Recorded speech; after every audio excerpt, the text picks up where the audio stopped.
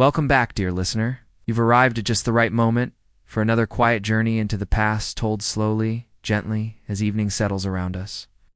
Whether you're preparing for rest or simply pausing for a soft moment of reflection, I'm thankful to be here with you. Before we step into the world of salt-worn shipyards and timber-stacked docks steeped in toil and determination, I find myself wondering, where in the world are you tuning in from tonight? Could you be near a coast yourself, watching ships move across the water as we drift back to a time when vessels were built by hand, one strike at a time? Feel free to share your location in the comments, along with what time it is where you are.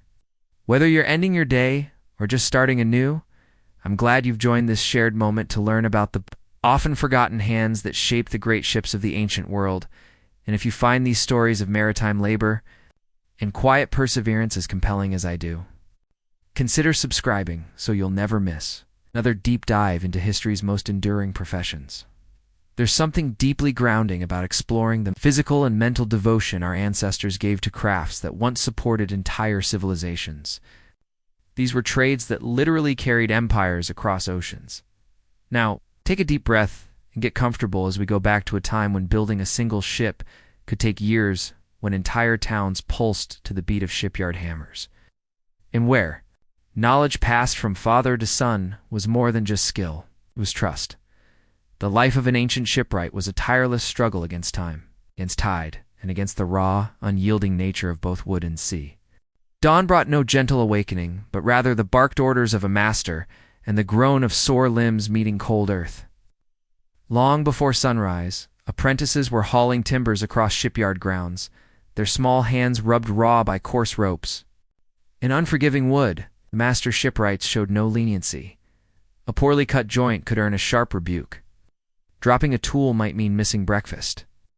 This was not cruelty for its own sake, but a philosophy. Discipline taught what words could not. Pain and repetition shaped instincts that could one day mean the difference between survival and tragedy at sea. The daily routine began in darkness. Apprentices rose early to stoke fires, sharpen tools, and fetch water. It was meager, a crust of bread, a thin broth. Real learning began with labor. Young bodies strained against stubborn timber, mimicking the motions of seasoned craftsmen. They learned through hands-on repetition how different woods responded to pressure, how to read the grain, and how to judge weight by feel. Oak for frames, cedar for planks, pine for masts, each material required its own rhythm and technique. Beyond the physical hardship lay deep psychological strain. Apprentices were separated from family, subjected to relentless criticism, and burdened with responsibility. Far beyond their years, many didn't last. Some fled in the night. Others were injured and never returned. Yet those who endured became something new.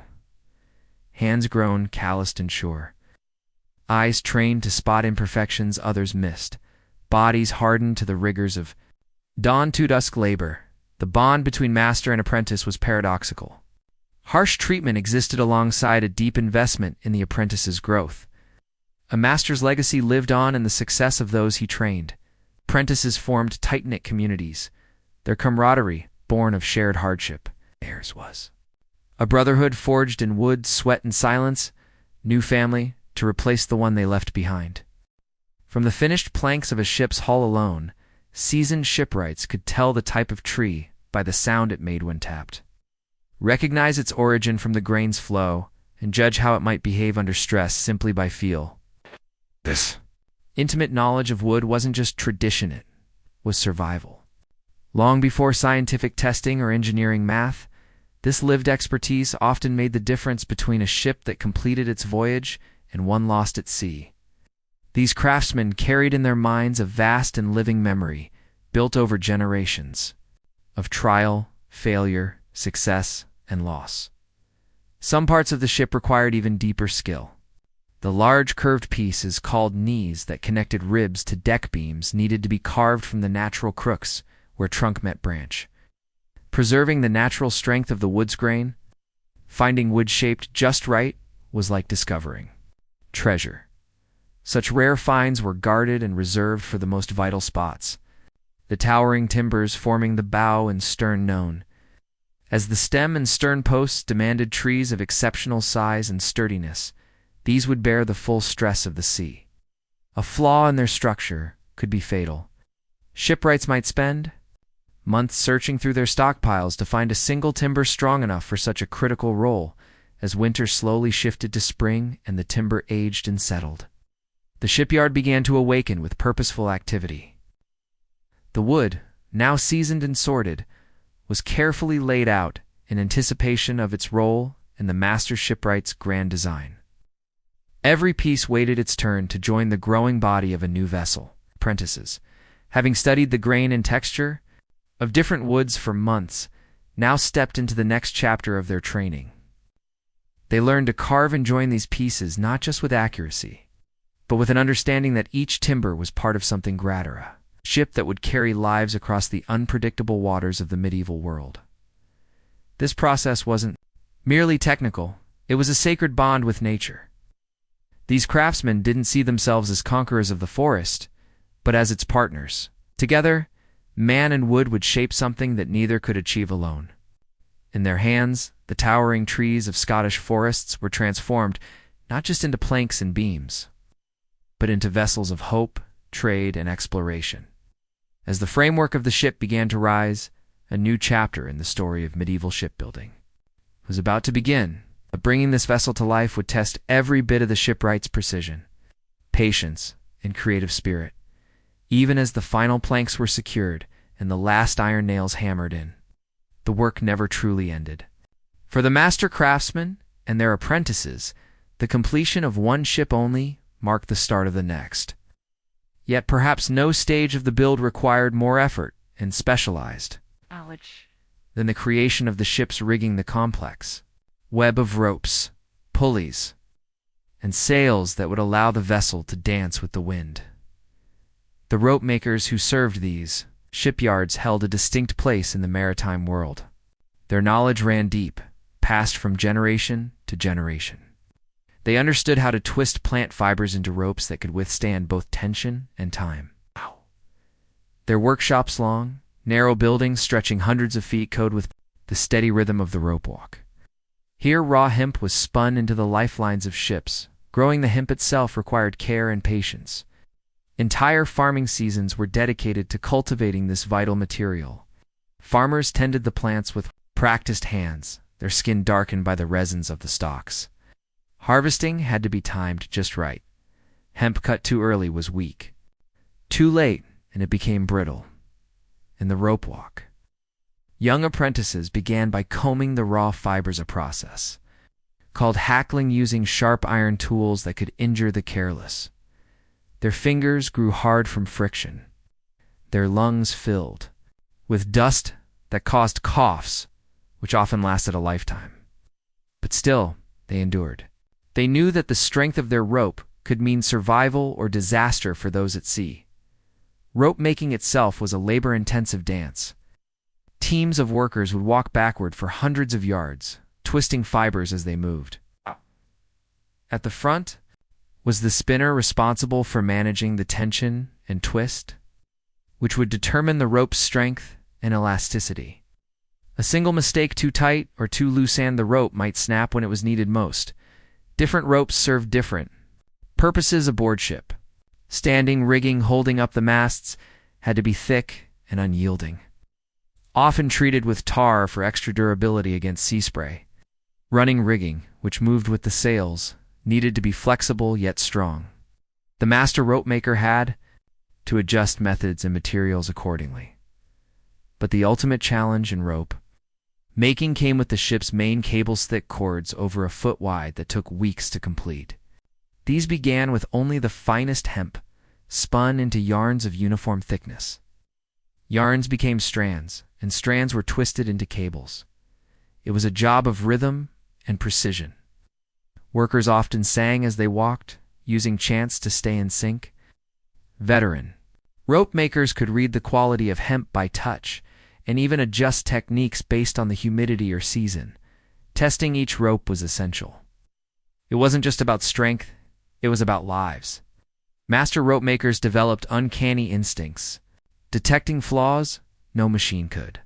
They would stretch samples, examine the twist of the strands, even taste the hemp to judge its curing. Preserving the rope meant soaking it in tar, which protected it from rot and pests, but also made the air in rope shops heavy and toxic. Workers' skin and clothes became stained black. The fumes lingered in their bodies long after the workday ended. But the ropes alone weren't enough. Specialized rigging parts had to be crafted too. Blockmakers carved the wooden housings for pulley selecting, woods that could withstand constant wear. Inside each block, the sheave of the rotating wheel had to fit perfectly. Any flaw could make sail handling difficult or dangerous. Ironworkers also played their part, forging the metal hooks, chains, and fittings that joined rope to wood and sail. Each piece had to be both sturdy and smooth, avoiding sharp edges that could cut into the ropes. Precision required was immense, and every component had to be shaped to withstand both sea and strain. Then there were the sail makers, a distinct guild of their own. Their workshops looked like giant tailoring shops, with long bolts of canvas spread across tables. Craftsmen bent over them, stitching seams with ancient techniques honed by experience. The sails had to endure brutal winds and constant motion. Their shape, strength, and flexibility were all determined long before they ever touched the mast. Canvas didn't begin with cloth. It started in the fields with flax plants that had to be grown, harvested, and processed with care. Different sails needed different weights of canvas, stronger for heavy-duty work, lighter for fair-weather use. Cutting the sails demanded not just math, but intuition. Sailmakers used templates and methods passed down through centuries, adjusting. For the size and type of ship, a poorly cut sail could catch wind badly, strain the rigging, or even rip during a storm. Precision was critical. Stitching was its own form of engineering. Multiple rows of stitching and reinforced patches made the sails strong enough to survive harsh conditions. Even the thread required special treatment, waxed or coated to resist water and fraying grommets. Reef points and metal eyelets were installed using careful tools and techniques. Each hole punched in the fabric had to be reinforced to prevent tearing under pressure. Even the smallest flaw could compromise the sail's function. Each hole in the sail had to be carefully reinforced to prevent tearing, and the spacing and placement of these points determined how well the crew could handle the sails under changing weather. A sailmaker's grasp of seamanship was just as vital as his skill with needle and canvas. Apprentices began humbly, stitching straight seams into scraps of old cloth, slowly graduating to more complex patterns as they improved. The work was physically punishing. Sailmakers spent long hours hunched over heavy canvas, their backs and shoulders aching. Their hands became rough, fingers permanently curled from years of gripping needles and thread. Cooperation among rope makers, sailmakers, and shipwrights required exact planning and steady communication. The rigging plan had to align with the sail layout, the ship's structure, and the types of rope available. A change in one area often meant adjustments across the board, forcing every trade to remain flexible and reactive. Seasons also played a role. The quality of hemp shifted depending on when it was harvested, and whether during rope production affected the final product. Sailmakers, too, had to account for how canvas stretched or shrank with changing humidity. Installing rigging on the ship had to be timed with the seasons, avoiding cold that could damage materials. Testing and adjusting the rigging was a critical final phase. Master riggers inspected every line and knot, adjusting tension and angles to ensure the ship responded well to the wind. These inspections often revealed problems that had to be fixed, quickly delaying launches and increasing costs, but also ensuring safety.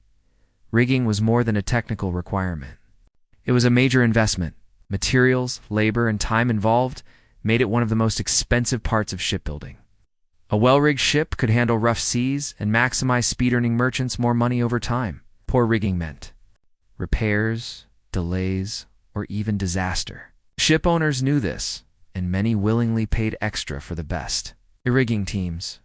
The rigging trades were structured like other crafts of the time. Strict hierarchies ruled by guilds and tradition. Master craftsmen guarded their techniques closely, passing them on only to loyal apprentices who had proven their dedication over years. Guilds set the rules, controlling who could work, how they were trained, and even who could open their own shops.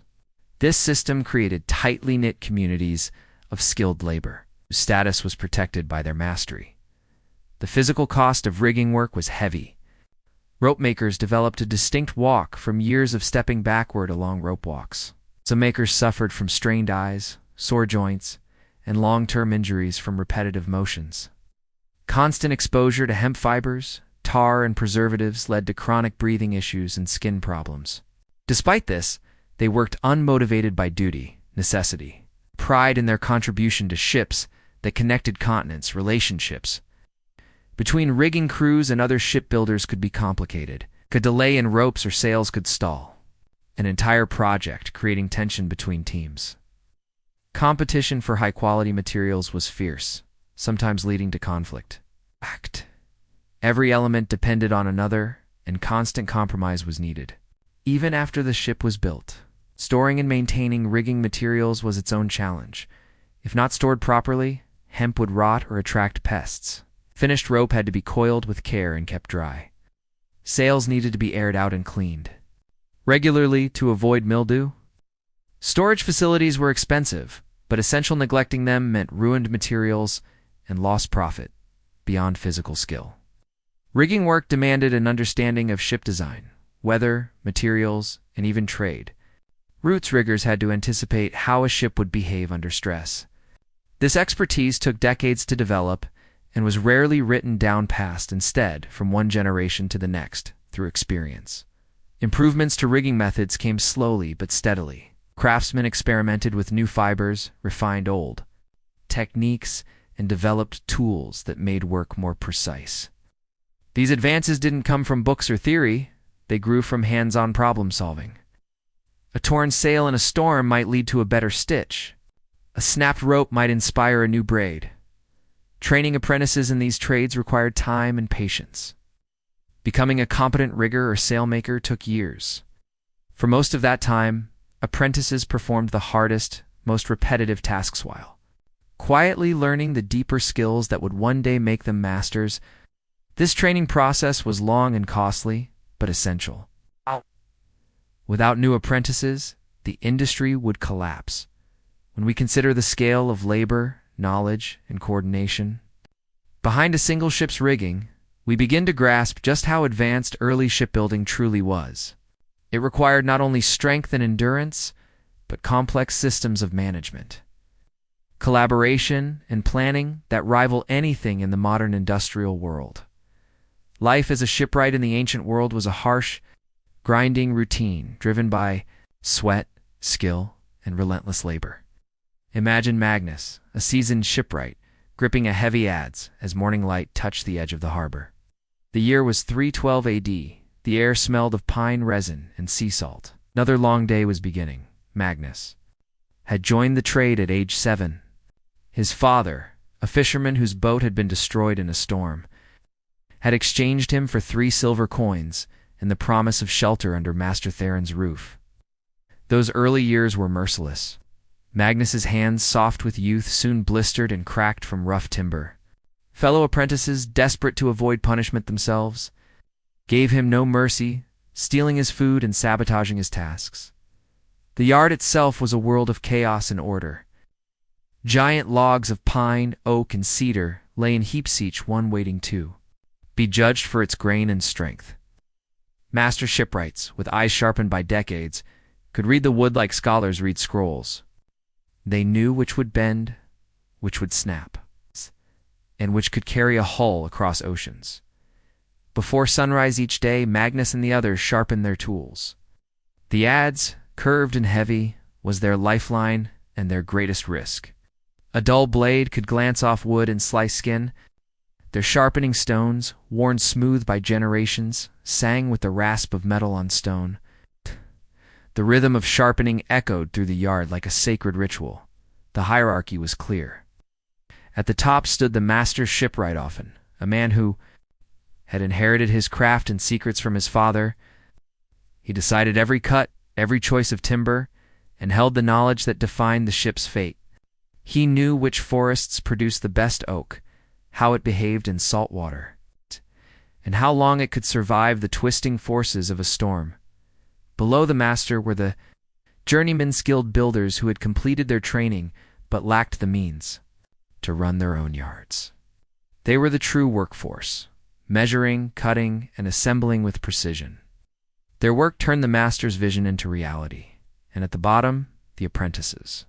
Boys like Magnus, who worked from dark to dark, hauling beams heavier than themselves, mixing sticky vats of pitch, and scrubbing tools until their hands bled. The scent of pitch clung to their clothes and skin. It marked them as clearly as any brand.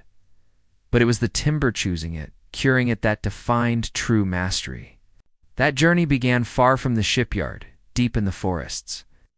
Trees were selected with care, like precious stones. The best timber came from trees that had grown slowly in harsh conditions. Their grain tight, their wood strong. Foresters and shipwrights worked together, marking trees years before harvest. Even the timing of felling mattered. Some believed trees cut under a waning moon were less likely to rot.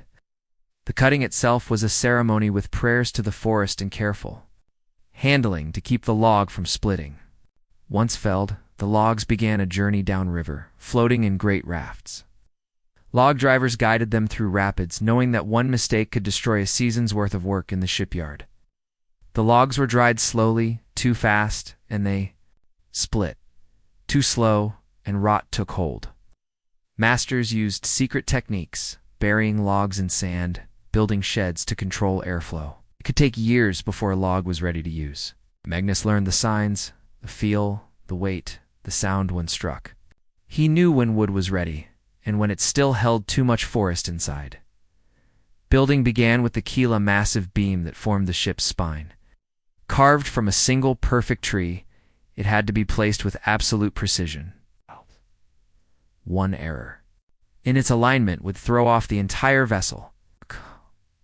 Magnus remembered the first time he helped lay a keel. The whole team gathered. Prayers were offered. Wine was poured onto the ground. The wood was rubbed with sacred oils. A ship's future began in that moment. Then came the ribs, the curved bones of the hull. These could be carved from naturally bent trees or steamed into shape. Steaming was dangerous. Logs were soaked and bent over fires, and sometimes the wood snapped free with deadly force. Magnus still bore scars on his arms from a rib that broke loose. Others were not so lucky. Some workers had lost fingers or even hands in such accidents.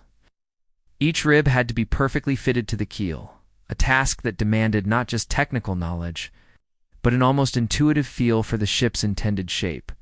A master shipwright might spend hours adjusting a single joint, shaving slivers of wood with each pass until it locked seamlessly into place.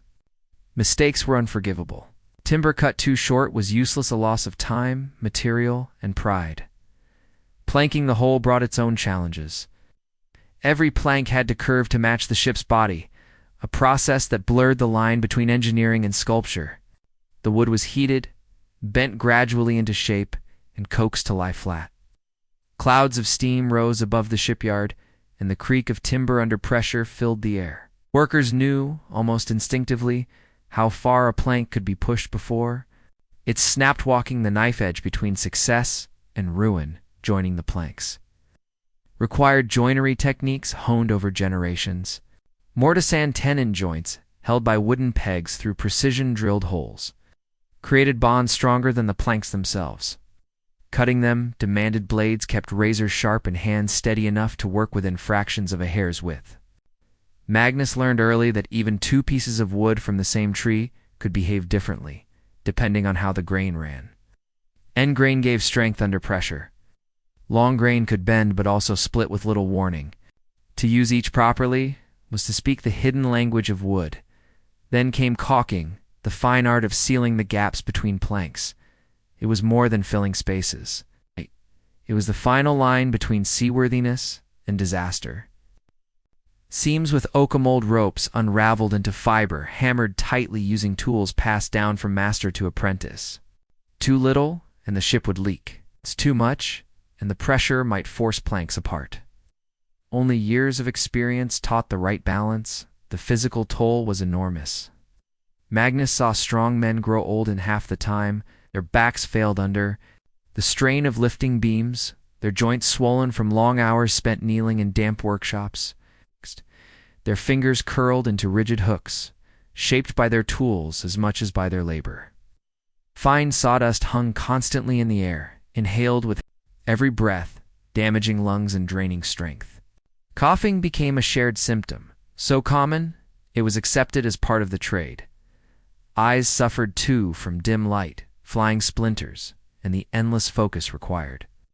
Magnus had seen men go blind in an instant from a chip of wood, an accident that ended careers and livelihoods in the blink of an eye. And with no aid or protection, families were often left without support. The shipyard's social structure was its own battlefield.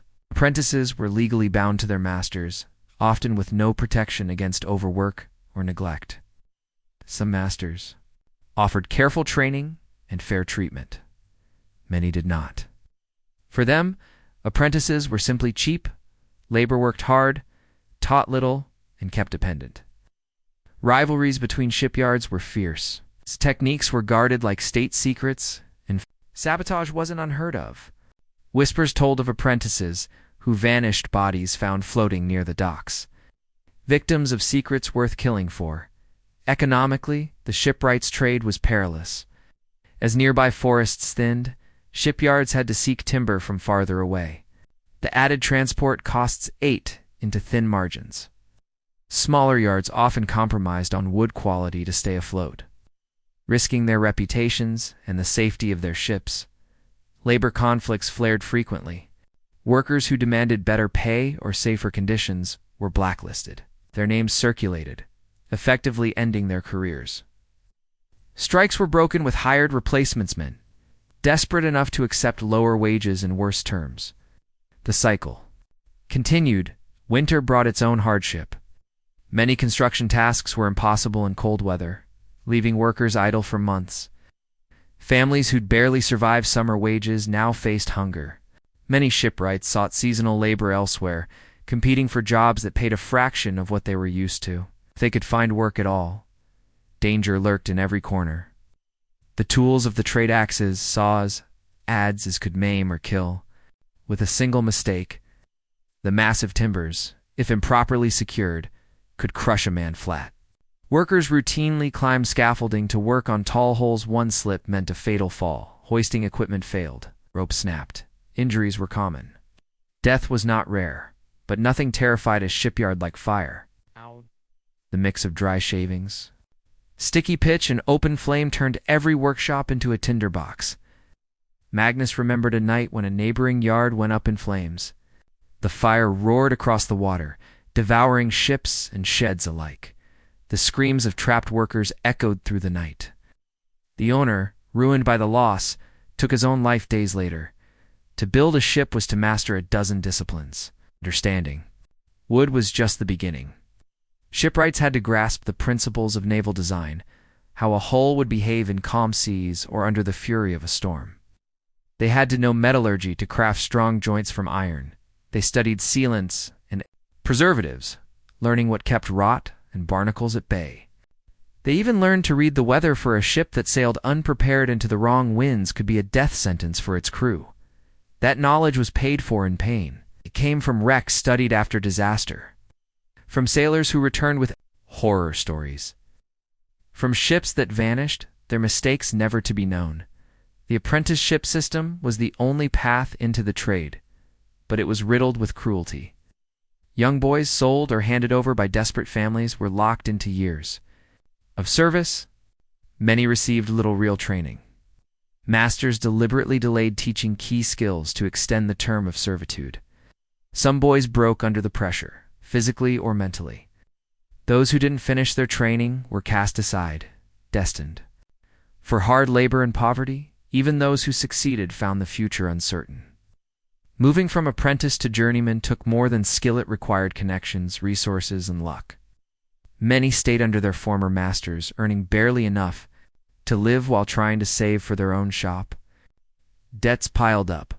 Independence remained a dream. The harbor wore men down. Salt air corroded their tools, while wind and sun aged them before their time. Skin cancer was common, though misunderstood. Workers spent decades outdoors with no protection. Their food course bread, gruel, bits of salted meat offered just enough to keep going, never enough to thrive. Malnutrition weakened them, slowed healing, and made them vulnerable to disease.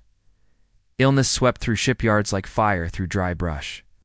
Cramped, damp housing and poor sanitation turned common infections into deadly outbreaks. Dysentery, fevers, and parasites flourished. Clean water was rare, medical care rarer still, and then there was the stress. Deadlines loomed. Orders had to be filled. Mistakes weren't just costly, they could cost lives. One wrong cut could doom a ship. Workers who slipped up could face punishment, docked pay, beatings, or dismissal. Fear was constant. The pressure relentless. The toll, often invisible, was no less devastating than the physical injuries. Yet in spite of all this, these craftsmen created vessels of astonishing beauty and function. Ships that crossed oceans, opened trade routes, and connected empires. Their tools were simple, their lives brutal, but their creations changed the world. Their knowledge, built across centuries, became the foundation for modern naval engineering. Every beam laid, every joint cut, every nail driven contributed to a craft that was as much art as science. Magnus. Now an old man, his hands stiff with arthritis. His breath shallow from years of sawdust, could reflect on a lifetime of work. His health was gone, his youth spent. But his legacy floated on the seas. His ships had braved storms, carried explorers, and brought traders safely home. Families toasted their returns, unaware that the hands of a quiet shipwright had made their journeys possible. The legacy of these forgotten builders lives on in every modern ship. Their principles survive refined by time, but unchanged in spirit. They paid for their craft with their strength, their safety, even their lives. But they left behind a world transformed. Theirs was the hard-earned task of shaping the future. And still, even as the last plank was set, the last line coiled, their work was not done. For after the hull was built, the masts stepped, and the rigging hung. One final challenge remained, the most dangerous phase of all. Launching. Picture the scene. The shipyard buzzes at first light. Salt mist drifts on the breeze. Smoke from 100 forges coils into the sky. Dozens of workers gather, tension thick in the air. For months, sometimes years, they have labored. Now comes the test. Would the ship glide into the sea as intended? Or splinter apart on its first descent, erasing their efforts in seconds? Sending months of brutal labor to the bottom of the harbor, the launch itself was a feat of ancient engineering that would challenge even modern construction teams. Without cranes or hydraulics, shipwrights depended on an elaborate system of greased wooden rollers, thick ropes, and raw human effort to move vessels, some weighing hundreds of tons, from their cradles into the sea. Massive tree trunks were positioned under the hull, each one coated in animal fat or lye soap to reduce friction. Dozens of men manned ropes, carefully guiding the descent as the ship began its slow groaning journey toward the tide. But it was far from a graceful glide. If the vessel moved too fast, it could careen out of control, crushing workers or smashing into dock walls. Too slow, and the pressure might snap the rollers beneath it, sending the entire hull crashing down with fatal consequences. The angle of the ramp had to be calculated with excruciating precision. Master builders factored in the weight of the ship, the strength of the rollers, even the timing of the tide. One mistake could doom the entire operation and endanger every man involved. The psychological strain was enormous. Some workers had spent years building a single ship, and launch day was a moment of reckoning. Families watched from the shorewives, holding their children, silent with worries. Their husbands risked everything one last time. As the hull creaked down the ramp, every groan of timber was a warning. Even if the vessel reached the water, the anxiety wasn't over. Would it float properly?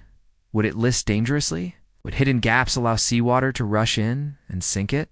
These questions haunted every shipwright as their creation met the waves for the first time, and once afloat, the real work began. Outfitting a ship was a massive, dangerous undertaking. Masts had to be raised, enormous poles weighing tons hoisted into precise, vertical slots. This required dozens of workers and a complex arrangement of ropes and pulleys. One slip, and the mast could fall, destroying the deck or killing anyone below. Rigging was even riskier. Workers climbed high into the air, sometimes in wind or rain, to loop ropes through wooden blocks, lashing lines into intricate webs. They balanced on foot ropes, arms tangled in rigging, with only their grip keeping them from falling to the deck far below. The horizontal yards, which supported the sails, were just as hazardous. These massive timbers had to be maneuvered and secured while men balanced precariously beside them, often in motion as the ship shifted. Sail-making was its own ordeal. Unlike the lightweight sails of modern pleasure craft, these were enormous sheets of canvas that could span hundreds of square feet. Each had to be hand-woven, a process that took teams of workers weeks or even months. The canvas was thick, stiff, and heavy. Stitching it required tremendous effort, with crews crawling over massive swaths of material spread across loft floors, sewing by hand with thick cord. But the physical toll of sailmaking was only part of the cost.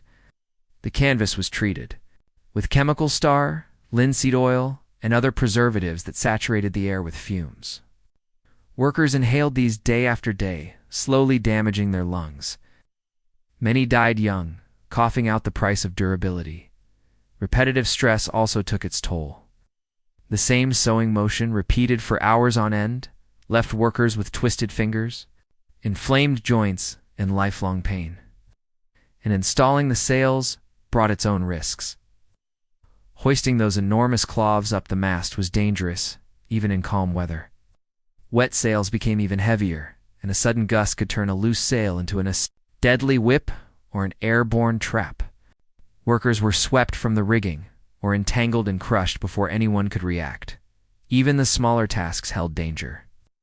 The fitting cleats, bolts, braces, and brackets required heated iron, shaped with tongs and hammers while glowing red hot. Many workers bore the scars of burns from careless moments at the forge. Installing these pieces often meant working in cramped corners or over the edge of the deck, where one misstep could mean serious injury or worse. For warships, there was another level of complexity. Cannons, each weighing thousands of pounds, had to be cast, transported, and installed. The casting process involved molten metal hot enough to kill instantly. One slip with a ladle, one cracked mold, and molten iron could spray across the floor. Once cooled, these weapons had to be hauled aboard and positioned using wooden ramps and ropes. If a cannon broke loose, there was little a man could do except run. If he had time, conditions across the shipyard were brutal. Noise was constant hammering, sawing, shouting, all combining into a deafening roar that left many workers partially deaf within a few years. Air quality was equally terrible. Sawdust, metal dust, smoke, and chemical fumes hung thick in every corner.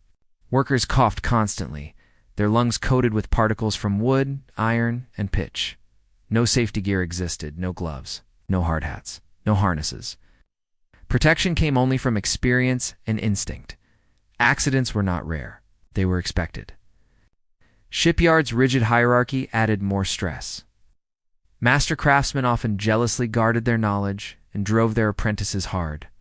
Mistakes were punished publicly. Humiliation and even beatings were considered part of the learning process. When naval contracts imposed tight deadlines, the pressure intensified. Corners were cut. Workers took risks. Injuries mounted, and weather was a constant enemy. Most work was done outdoors, regardless of conditions. Rain turned decks and scaffolds into slick death traps. Wind could snap ropes or shift timbers unexpectedly. In winter, workers battled frostbite, numb hands, and bitter wind. A slip into the harbor's icy waters was a death sentence if rescue didn't come fast enough. The financial situation made all of this worse. Most laborers were paid by the day or by the task. Miss a day due to injury, and you earn nothing. But coming back too early just risked worsening the damage. Workers pushed themselves to return to dangerous jobs while still bleeding or limping. There was no other choice. The seasonal nature of shipbuilding added another layer of uncertainty. Work slowed in winter, wages stopped. Men took whatever jobs they could find, usually for less pay and no stability. Families suffered. Many workers rarely saw their children in daylight. Wives waited anxiously every evening, praying their husbands would come home whole. Yet through all this, through pain, fear, and exhaustion, these shipbuilders created vessels of remarkable endurance and beauty. They overcame conditions that would stop most modern crews, building ships that could cross oceans and endure storms. Their techniques became the blueprint for centuries of naval craftsmanship. Their innovations in design, engineering, and organization influenced everything from trade routes to empire building.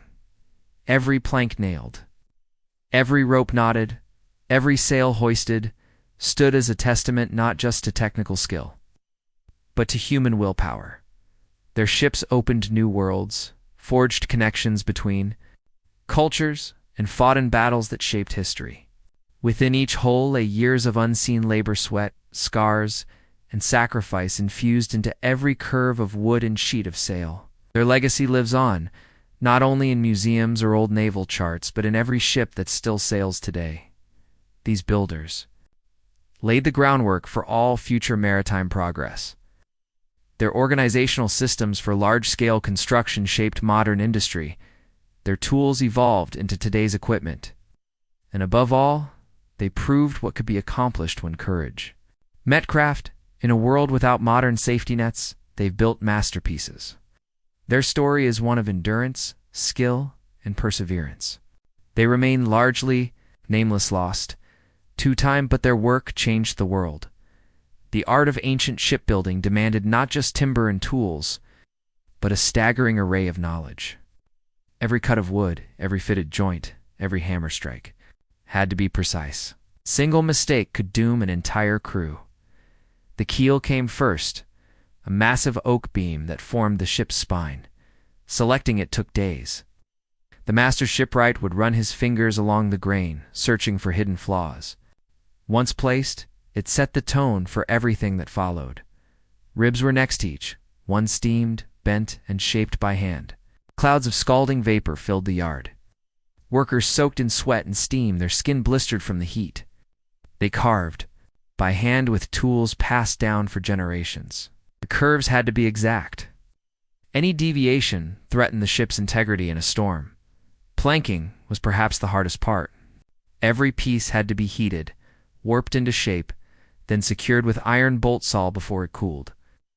Workers labored in pairs, straining against ropes, shouting instructions, racing against time and timber. Their muscles burned, their hands bled. The cost was carved into their very bones. Corking followed, sealing the seams with fiber and pitch. Too little, and the ship leaked. Too much, and the structure cracked. It was a delicate art learned only through years of patient failure. This wasn't just work, it was sacrifice, and yet they endured. Planks had to be stuffed with oakum-treaded rope fibers that would swell when wet to create a watertight seal. This work demanded incredible precision and patience. Poorly caulked seams could leak, threatening to sink the vessel or rot its timbers from within. Caulkers worked hunched over for hours, driving oakum into seams with mallets and chisels, their backs aching and hands cramping from the repetitive strain. The tar used in the process was hazardous, releasing toxic fumes and splattering hot droplets that burned exposed skin, leaving permanent scars that marked a shipbuilder as surely as any guild badge. Despite these dangers, the work continued. For a ship's survival depended on the quality of its caulking. Meanwhile, specialists handled the countless components that would make the vessel functional. Installing the rudder demanded extraordinary precision. This massive steering mechanism had to be perfectly balanced and aligned. The rudder, a carefully shaped timber weighing several tons, had to respond instantly to the helmsman's touch, creating the system of hinges, chains, and supports that allowed such a massive object to move freely demanded near miraculous craftsmanship. The internal Structure was equally challenging. Bulkheads had to be flawlessly fitted to support the ship and divided into compartments for cargo, crew, and supplies. These partitions bore structural loads. A poorly constructed bulkhead could cause the vessel to twist and fail in heavy weather. Installing the masts represented another pinnacle of shipbuilding skill. Towering spars, often over 100 feet tall, had to be balanced and supported by a complex web of rigging. The mast step, its foundation, required masterful engineering to withstand the massive forces of wind and sea. Raising a mast was a coordinated community effort, using ropes, pulleys, and sheer manpower. Dozens of workers lifted the enormous timbers into position with millimeter precision. A misstep could lead to deadly consequences. Every worker knew his life depended on the exact timing and skill of his fellows. As completion neared, the final details demanded the same level of care. Carved decorative elements served practical purposes as well, offering handholds and vessel identification. Despite using tools barely more advanced than those from the Stone Age, artisans produced woodwork, rivaling the finest artwork. Protective coatings came next, layers of tar, paint, and sealants applied under strict weather conditions. The fumes were noxious, but necessary to preserve the vessel. Throughout, injuries were common. Crushed limbs, burns, lacerations, and respiratory ailments were part of the job. Craftsmen bore the evidence on their bodies: twisted fingers, bent backs, and scarred skin. The mental toll was just as severe. Any mistake could result in the loss of the ship and lives aboard. The pressure to work with precision under brutal conditions left emotional scars few could comprehend. Shipbuilding was also seasonal. Much work could only occur under specific weather, creating frantic periods followed by months of unemployment and hardship. During peak seasons, laborers worked from dawn to dusk, 7 days a week. In off-seasons, hunger and destitution loomed. Each craftsman treasured his tools, often heirlooms, customized over generations. Losing them could end a career. The required knowledge was vast, including woodworking, mathematics, engineering, and maritime expertise. Passed through long apprenticeships, this wisdom lived in the minds and hands of shipbuilders. Master craftsmen carried centuries of techniques that were rarely written down. Designing a vessel began long before timber was cut. A warship, merchant vessel, or river barge all had different requirements. Builders used mental math, etched calculations on wood and stone, and relied on experience to determine everything from length to beam ratios to keel curvature. A few degrees error could doom the ship. Material selection was another domain of expertise. Oak for keels, cedar for frames, pine for masts. Each species had a role. Tools were extensions of the builder, customized axes, adzes, planes, chisels, and bores. Joinery was an art of its own. Without nails, builders used wooden joints and pegs. Mortise-on tenon joints, scarf joints, and lashings made hulls flexible yet strong. Planking a hull required steaming and shaping each board to fit tightly. Beveling edges so seams vanished. Waterproofing varied. Tar, pitch, beeswax. The animal fat layered for durability. Rigging was among the most complex parts. The arrangement of masts, stays, and ropes had to balance performance with stability.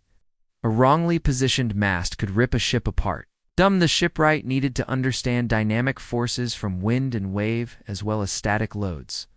Social structures were strict. Masters held immense authority. Below them were specialists: caulkers, carvers, blacksmiths.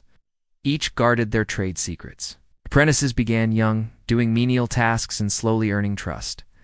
Mastery could take decades. Shipbuilding fueled entire economies. Timber, pitch, rope, and fittings required extensive supply networks. Major vessel launches were community events, celebrated with blessings and feasts, yet the dangers never stopped. Falls, crush injuries, fire hazards, and toxic exposure claimed many lives. Seasonal layoffs added uncertainty. Innovation was slow and risky. Failed experiments could mean shipwreck and death. Builders balanced new designs with proven techniques. often under pressure from demanding clients who wanted faster, cheaper, stronger ships. Contracts brought conflict. Merchants wanted speed and cost cuts. Builders demanded time and safety. Disputes often led to litigation. And then there were spiritual concerns. Ceremonies marked each milestone: tree selection, keel laying. Launch day all intended to court favor from divine forces. Preserving knowledge was a constant challenge. Without records, techniques could vanish with a single lost generation. Wars and disease could wipe out centuries of accumulated skill. Some shipbuilding cultures vanished, leaving only archaeological evidence. Still, their legacy endures. These builders laid the foundations of maritime technology. Their empirical understanding of engineering, hydrodynamics, and materials prefigured modern science. Their ships enabled exploration, commerce, and cultural exchange. They proved that ingenuity, tradition, and labor could shape civilizations. The ancient art of shipbuilding was more than craft. It was a struggle against nature and mortality, a dance with wind and wave. Every plank, every rope, every scar told a story of human triumph. The harsh life of ancient shipbuilders, a tale of ropes, wood, and endurance. The demands placed on riggers were relentless physical exhaustion matched only by the constant mental strain. A rigger had to memorize dozens of line types, each with a distinct role and breaking strength. The shrouds that supported the mast had to be arranged with mathematical precision, their angles calculated to handle the immense forces exerted by wind-filled sails.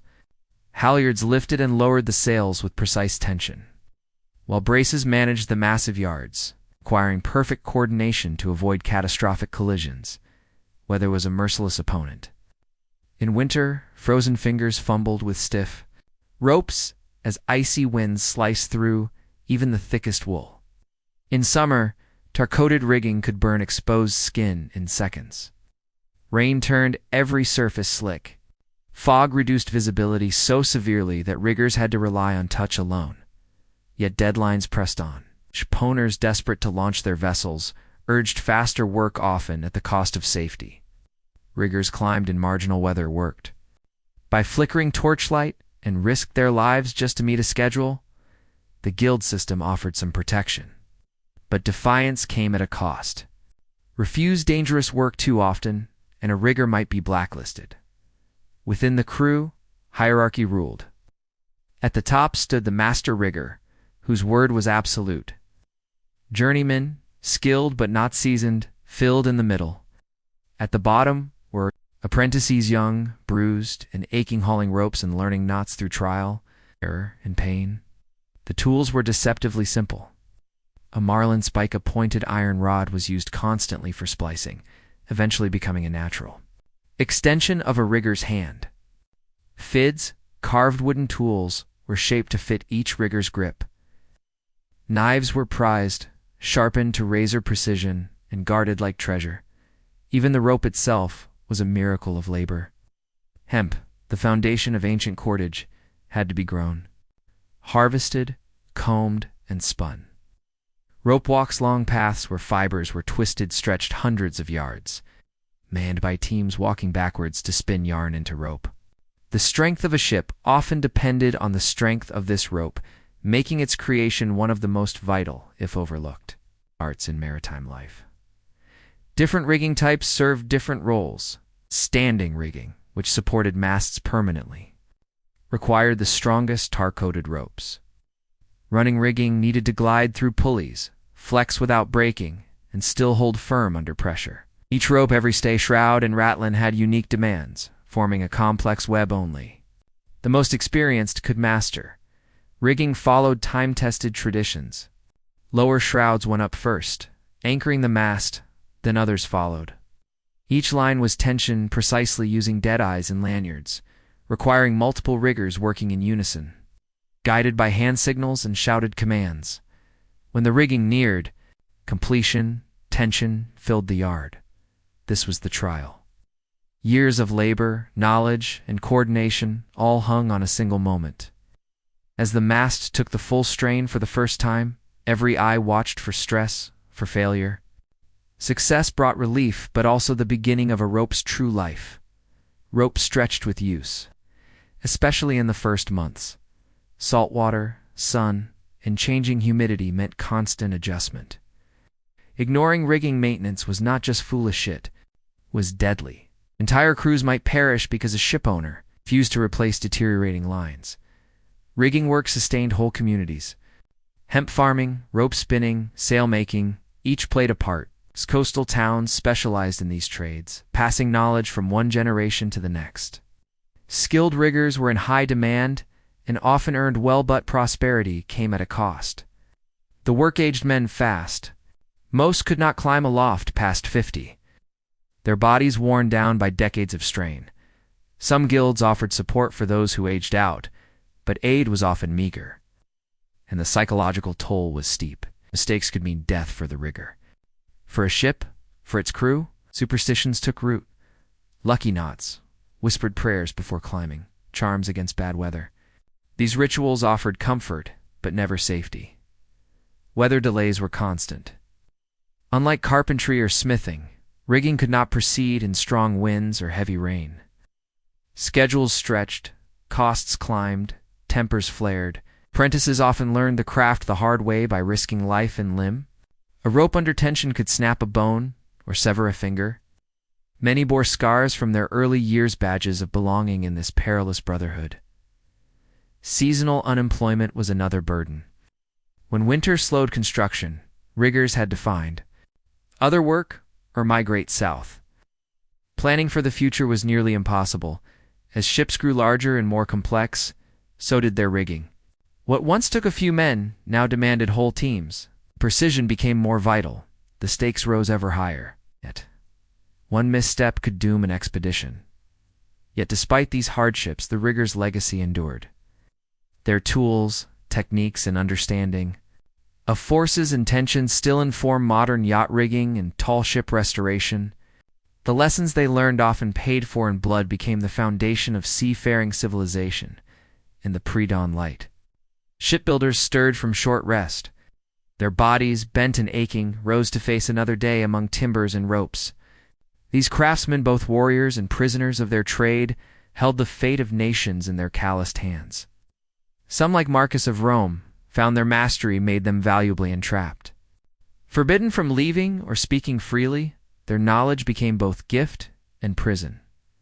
Without cranes or engines, timber had to be moved by hand. Days were spent maneuvering single beams.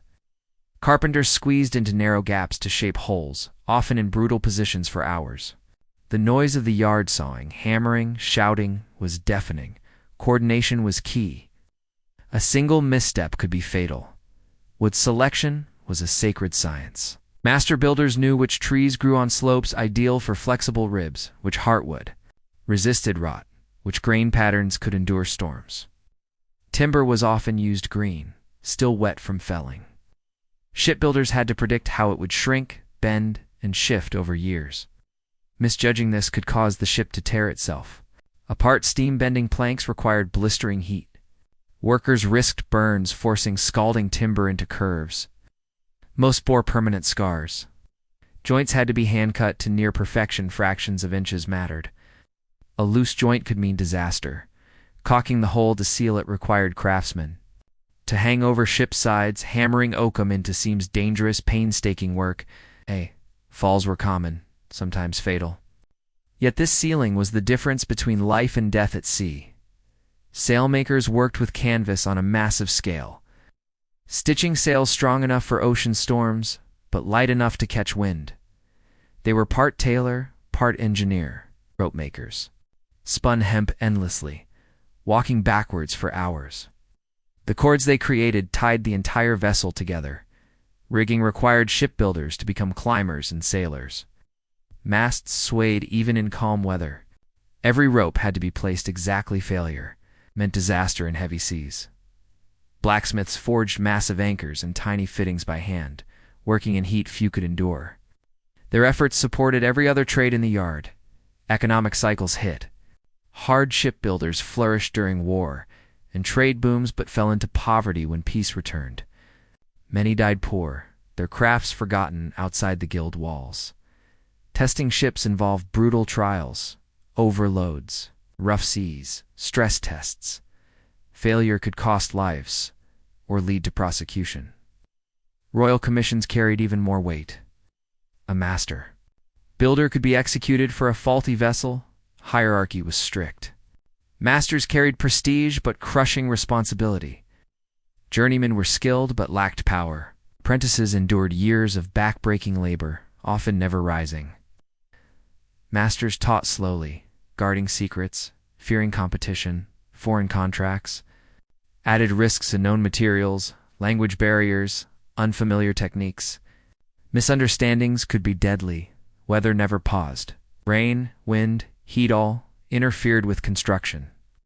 But deadlines never moved. Wood had to be preserved with toxic tar and oil. Craftsmen inhaled fumes daily, unaware of the toll.